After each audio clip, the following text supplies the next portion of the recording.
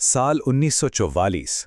Burma के घने बारिश से भीगे जंगल, चारों तरफ दुश्मन की गोलियों की आवाज और इन सब के बीच खड़ा एक ऐसा शख्स जिसने उस वक्त की सबसे बड़ी ताकत यानी ब्रिटिश एम्पायर की नींदें उड़ाकर रखती थीं। ये कोई राजा महाराजा नहीं थे, लेकिन हर हिंदुस्तानी के दिल पर इन्हीं का राज था। आज के इस विश्लेषण में बात होगी उसी मर्दे मुजाहिद की, सुभाष चंद्र बोस की, जिन्हें सारी दुनिया बड़ी इज्जत से नेताजी कहती है।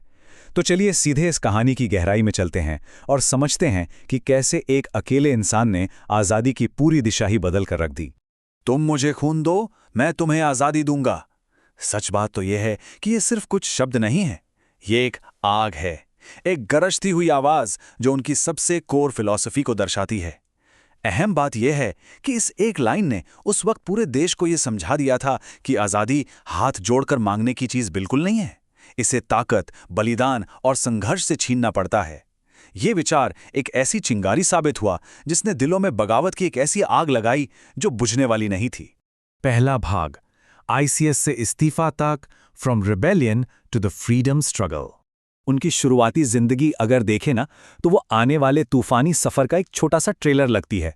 23 जनवरी 1897 1897 को कटक में उनका जन्म हुआ। बचपन से ही उनके अंदर एक अलग ही जिद थी।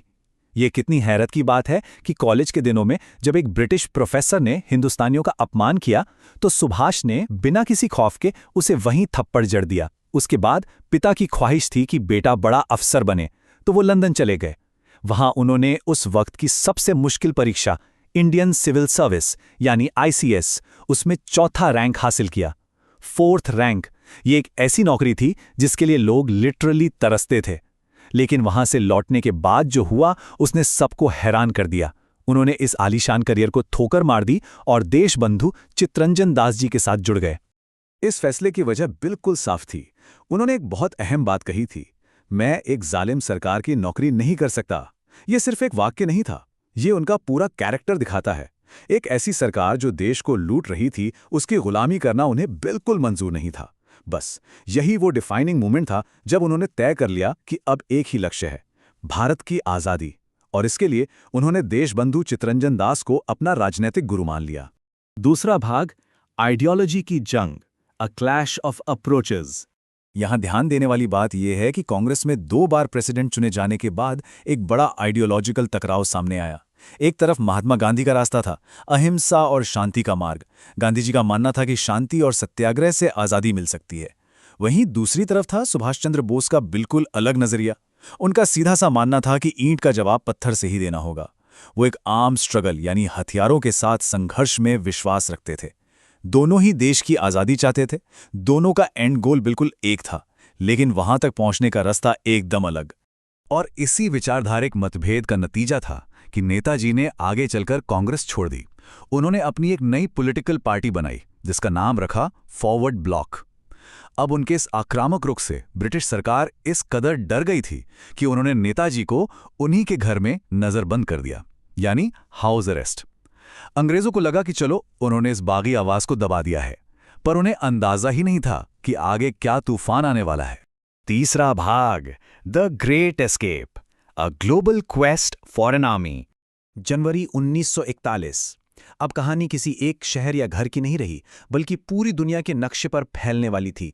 यह सफर किसी हॉलीवुड स्पाई थ्रिलर से बिल्कुल कम नहीं है। एक रात वो एक पठान का भेष बनाकर कलकत्ता के अपने घर से अंग्रेजों की आंखों में धूल झोंककर आराम से निकल गए। वहां से काबुल और फिर मॉस्को होते हुए वो आगे बढ़े।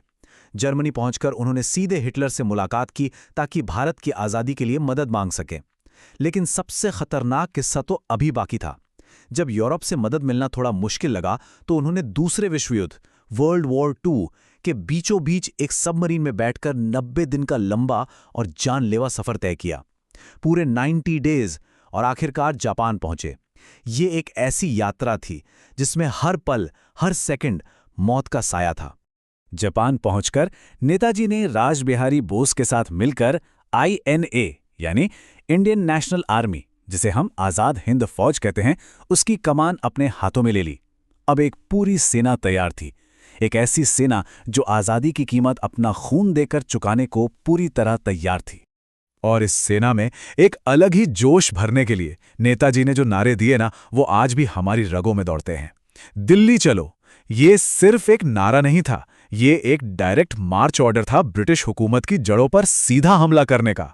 और जय हिंद, ये एक ऐसी ग्रीटिंग बनी जिसने पूरे देश और सेना को एक धागे में बांध दिया। ये शब्द आज भी भारत की पहचान है। चौथा भाग, जंग और रहस्य, victory, defeat and the unsolved mystery. Azad Hind Fauj आगे बढ़ी। कोहिमा और इम्फाल के रास्तों से होते हुए मणिपुर तक कब्जा हो चुका था। ऐसा लग रहा था कि बस आज़ादी अब कुछ ही कदम दूर है। पर फिर किस्मत ने एक अजीब करवट ली। वर्ल्ड वॉर II में जापान हारने लगा और मजबूरन INA को पीछे हटना पड़ा। और फिर आती है ये काली तारीख, 18 अगस्त 1945, 1945। एक ऐसी तारीख जिसने पूरे देश को हिलाकर रख दिया। खबर आई कि नेताजी की एक विमान दुर्घटना में ताइवान के आसपास मौत हो गई है। उस तेजी से आगे बढ़ते हुए मार्च पर अचानक जैसे एक बड़ा ब्रेक लग गया। लेकिन एक बहुत बड़ा सवाल है, क्या वाकई उस प्लेन क्रैश में उनकी मौत हुई थी? ये भारत के इतिहास का सबसे बड़ा रहस्य बन गया।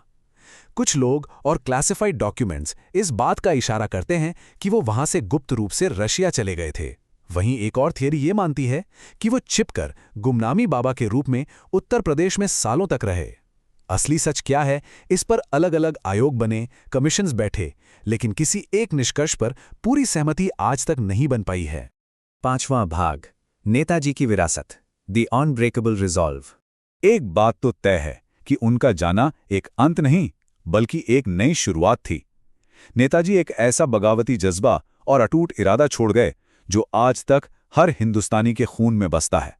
उन्होंने अपने एक्शन से ये साबित कर दिया था कि अगर किसी का भी इरादा पक्का हो तो दुनिया की कोई भी ताकत, चाहे वो कितना भी बड़ा साम्राज्य क्यों ना हो, उसे झुका नहीं सकती।